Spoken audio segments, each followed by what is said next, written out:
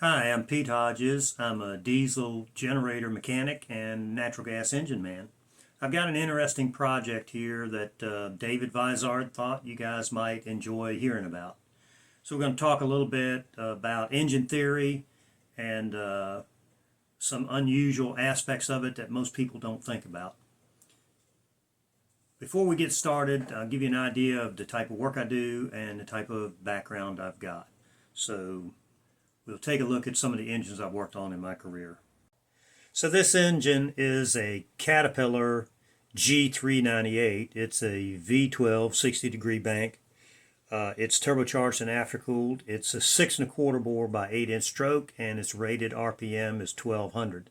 This particular one is a marine cooling system, and it's got a generator on the back of it.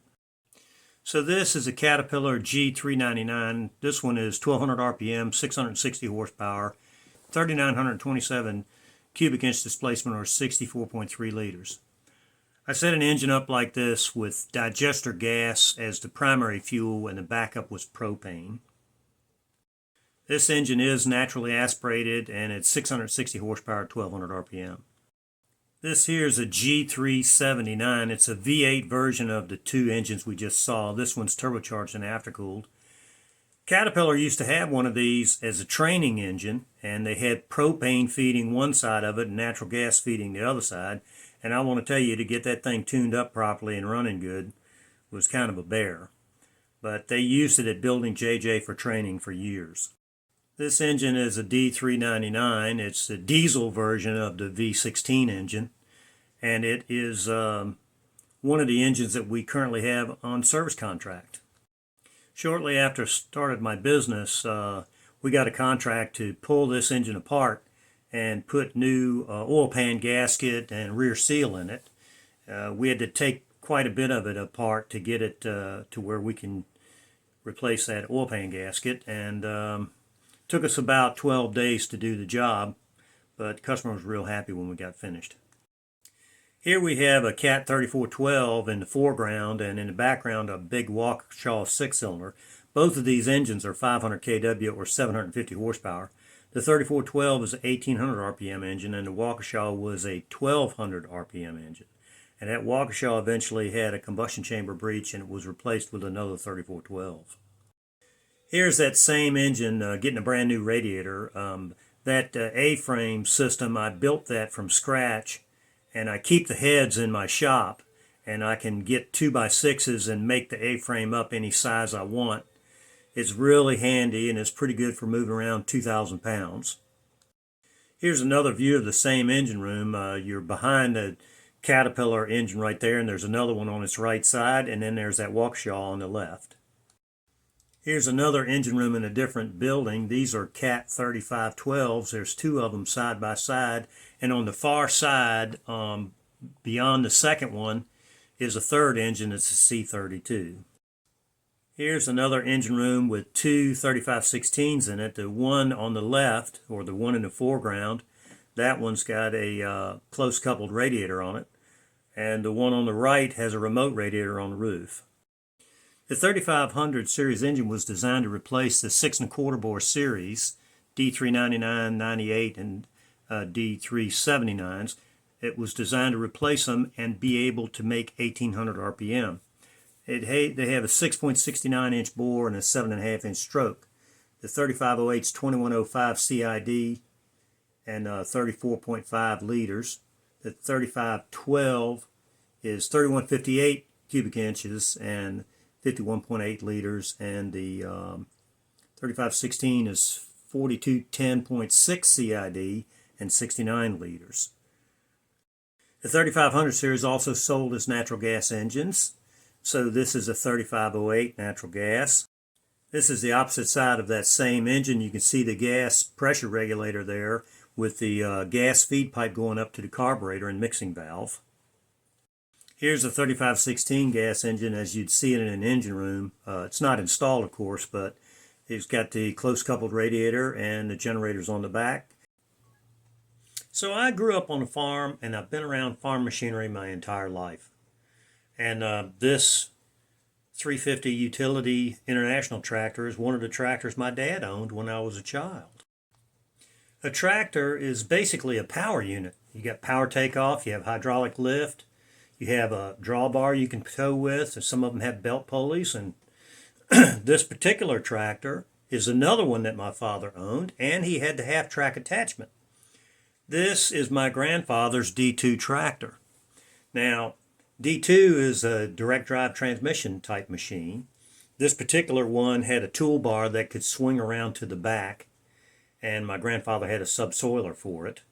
So my wife says to me, what the hell are you going to do when you retire? All you ever do is work. And, you know, when you get to work on cool stuff like this and you're a machinery guy, you don't really think about retiring until you're getting on in years. I'd rather spend it at least partly on the Great Loop. And the Great Loop is a waterway that goes around the eastern half of the United States. The boat that I bought is a 1978 Cargill Cutter, 30-foot cabin cruiser. It's built like a 30-foot fishing boat with a 24-foot camper slid into the front of it. It has an upper deck with a flybridge and a main deck that includes a kitchen and sleeping quarters. So the engine in my boat is kind of worn out. And so I'm in the process of putting together a 383 crate engine to replace it. So I have been analyzing hull demand and engine performance so I can accurately predict the fuel economy of my boat at various different speeds while it is loaded. One of the peculiar aspects about boat engine performance is that hull demand drops off much faster than engine lug horsepower as the engine is slowed from wide open throttle down to a lower RPM setting. And right now the two intersect just under 300 horsepower, maybe 295.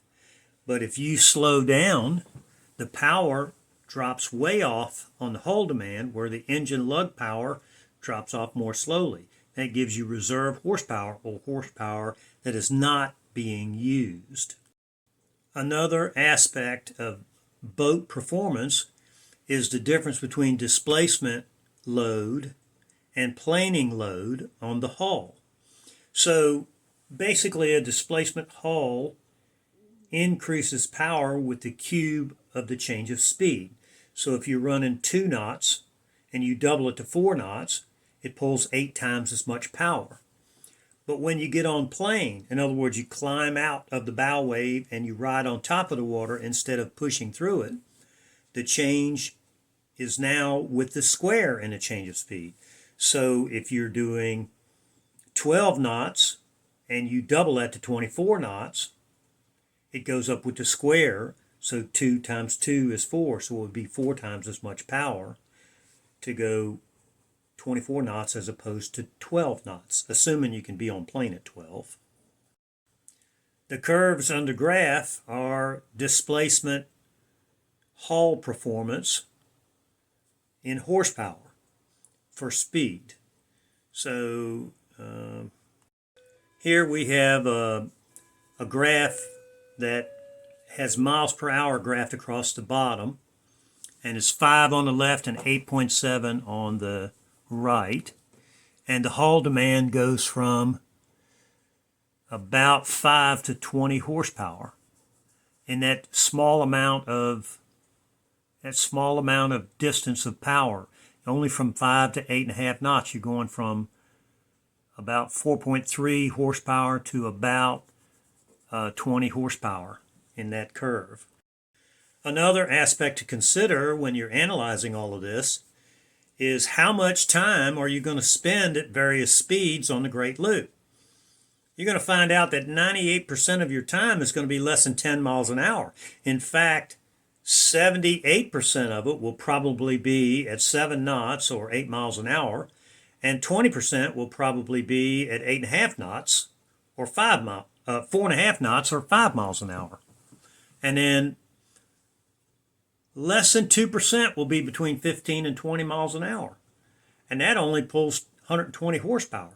So from that point of view, I could be considered well overpowered for what I need to do with this boat.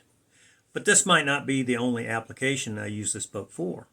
Now earlier, I have done a lot of work on natural gas engines, and so this is approximate heating value of common fuels. I went ahead and added hydrogen gas to that. And the reason I did was hydrogen gas is a component of landfill gas, although kind of a small part of it. Natural gas is usually about 1,030 BTUs per cubic foot, and propane is 2,500 BTUs per cubic foot, whereas it's also 92,500 BTUs per gallon. You can compare that directly to fuel oil, which number 2 diesel fuel is 138,500. That's the common diesel fuel that we use. And then gasoline is 125,000. Believe it or not, you can also run engines on wood fumes. If you start a fire and partially burn it in a stove, you can use the exhaust as a fuel source, mix it with air, and burn that in an internal combustion engine.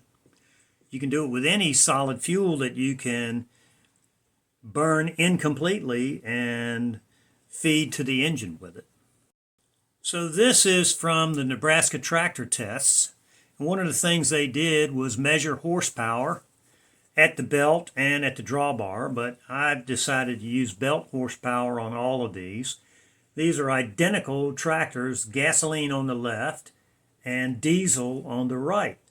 Now the first one up is the International 350 utility that we saw a picture of earlier. They made that machine in gasoline and in diesel and in propane. They had 3 different versions of it. I didn't put the propane here, but here we have at rated belt horsepower 38.32, 11.35 horsepower hours per gallon. Whereas on the diesel side, it's a little bit better, 13.7, but not really that much better considering how much more heat is in diesel fuel. If you go down to the bottom and read the John Deere 720, the gasoline 720 was a little bit better than the International at 12.07 for 50 horsepower. You get to the belt horsepower at 50 horsepower on the diesel, it's 18.33 horsepower hours per gallon. That's 50% increase, or a 50% increase in fuel economy. Now that's more like it. That's better than what you would expect for the fuel in the heat and fuel alone, and that big difference is the difference in compression ratio. So what I'm trying to do is analyze my engine performance, not at wide open throttle, but at the speeds that I'm going to use on a boat. So here I have my displacement speeds on the left and my planing speeds on the right. And the 2 curves of wide open throttle show the available horsepower. Now the top curve is available horsepower at 12.5 to 1 air-fuel ratio. The bottom curve is the same engine running a leaner mixture at 16.65 to 1.